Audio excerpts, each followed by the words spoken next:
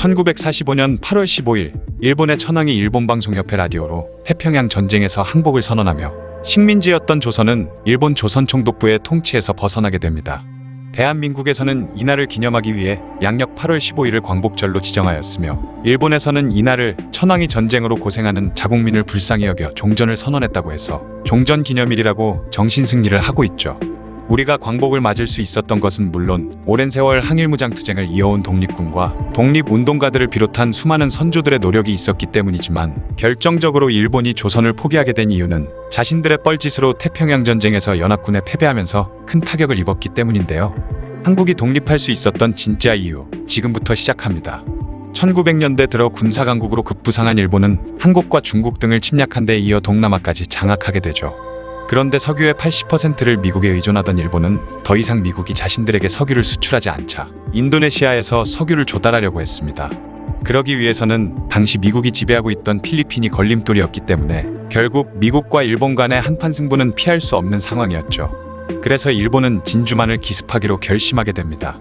1941년 12월 7일 일요일, 일본은 선전포고도 없이 미국 진주만 기지에 선빵을 날립니다. 갑작스러운 기습을 당한 미국을 상대로 많은 피해를 입혔지만 일본군은 그 성과에 너무 도취한 나머지 돌이킬 수 없는 실수를 저질렀는데요. 바로 진주만에 있던 유류저장 창고와 조선시설 등을 폭파시키지 못한 것입니다. 게다가 주목표였던 항공모함을 찾아내서 파괴시키는 데도 실패했죠. 당시 일본 수뇌부는 미국인들의 멘탈이 약하기 때문에 비록 그들이 선제 공격을 당하긴 했지만 자신들과의 전쟁을 피하고 오히려 협상을 요구할 거라 생각했습니다. 게다가 자신들이 미국의 선빵을 갈기면 러시아도 일본 편을 들어서 미국 본토를 공격할 거라 생각했다고 하죠. 하지만 그것은 완벽한 오산이었습니다. 러일 전쟁이 있은 지 30년 정도밖에 안 된 상황에서 러시아가 일본의 편을 들어줄 거라 생각한 것 자체가 그들의 망상에 불과했던 것이죠. 그리고 당시 미국 청장연층은 대공황이라는 역대급 헬게이트를 겪은 멘탈갑 세대였습니다. 그렇게 일본은 잘못된 선택을 한 대가로 악과 깡만 남아있던 미국에 본격적으로 탈탈 털리기 시작하죠. 일본이 탈탈 털린 역관광 첫 번째가 바로 미드웨이 해전인데요. 해전 역사상 가장 놀랍고 결정적인 타격이라는 미드웨이 해전의 기적은 정보전에서 시작됐습니다. 일본군의 암호문에 등장한 AF라는 지명이 바로 미드웨이 섬이라는 것을 간파한 미군이 항공모함 3척으로 미리 그곳에 진을 친 것이죠. 일본은 미군 항공모함이 진주만에 있을 것이라 믿고 작전을 펼쳤지만 작전이 시작된 지 얼마 되지도 않았을 때 하늘에서 미국 전투기가 몰려오기 시작했습니다. 애초에 일본이 자신만만하게 공격을 시도할 만도 했던 것이 당시 일본이 투입한 해군 전력은 미 해군에 비해 압도적인 우세였죠. 항공모함 4척에 8척의 구축함과 6척의 순양함, 전투기 250대가 미드웨이 해전에 투입됐습니다. 반면 미군의 항공모함은 3척에 불과했는데 그나마도 한 척은 수리 중이었죠.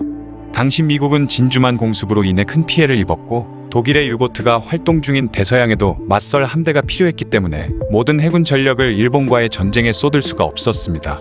하지만 이렇게 여러모로 일본에 유리한 상황이었음에도 일본 수뇌부는 자만에 빠져 안일하게 전투에 임했던 반면에 미군은 진주만에서의 피해에 대한 복수심을 불태우며 오히려 오기만 하면 박살을 내줄 테다라는 생각을 갖고 있었죠. 그래서 미군은 일본군에 대한 각종 정보를 낱낱이 수집하고 동원할 수 있는 모든 것을 끌어모으면서 잔뜩 벼르고 있었는데요.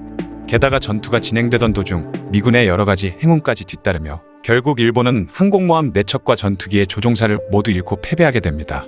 만약 일본이 이 해전에서 승리했다면 태평양 전쟁의 양상은 크게 달라졌을 것이며 한국을 비롯해 일본의 침략을 받은 나라들은 일본 제국주의의 등살에 더욱 오래 고통받았을 것이라고 하죠. 미드웨이 해전 이후 일본은 태평양의 제해권을 미국에 넘겨준 채 고통받고 있었습니다. 그러던 중 미드웨이 해전에 이어 또다시 일본의 해군의 암호가 미군에게 실시간으로 털리면서 정찰 중이던 해군 총대장 야마모토 이소로쿠가 미군에 의해 사망하는 일까지 벌어졌죠. 그럼에도 일본군은 굴하지 않고 항공기를 이용해 필리핀 앞바다에 있던 미군 함대를 공격했지만 오히려 미군의 방공망이 공격해오는 일본의 전투기를 족족 떨어뜨리면서 일본은 한 전투만에 무려 290대나 되는 항공기를 잃게 됩니다. 너무나도 일방적인 학살이라 이 전투는 마리아나의 칠면조 사냥이라 불리고 있죠.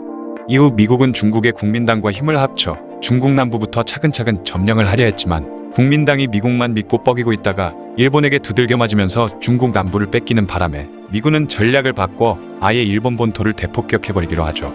수시로 폭격을 가하는데도 일본이 항복하지 않고 끝까지 버티며 협상조차 거부하자 피해를 줄이고 싶었던 미국은 마침내 원자폭탄 사용을 결심하게 됩니다. 그렇게 8월 6일 첫 폭탄이 히로시마에 떨어졌고 14만 명이 폭탄 하나에 의해 사망하게 되죠. 하지만 첫 폭탄이 터졌음에도 일본이 여전히 정신을 차리지 못하자 8월 9일에 두 번째 폭탄이 나가사키에 떨어지며 7만 명의 주민들이 사망했습니다. 그제서야 정신이 번쩍 든 일본은 8월 12일 무조건 항복을 선언했고 한국에는 이 사실이 8월 15일에 알려지며 마침내 광복을 맞게 되죠. 바로 주제도 모르던 일본이 잠자던 사자 미국의 코터를 건드림으로 해서 오랜 시간 동안의 일제강점기가 드디어 막을 내렸던 것입니다.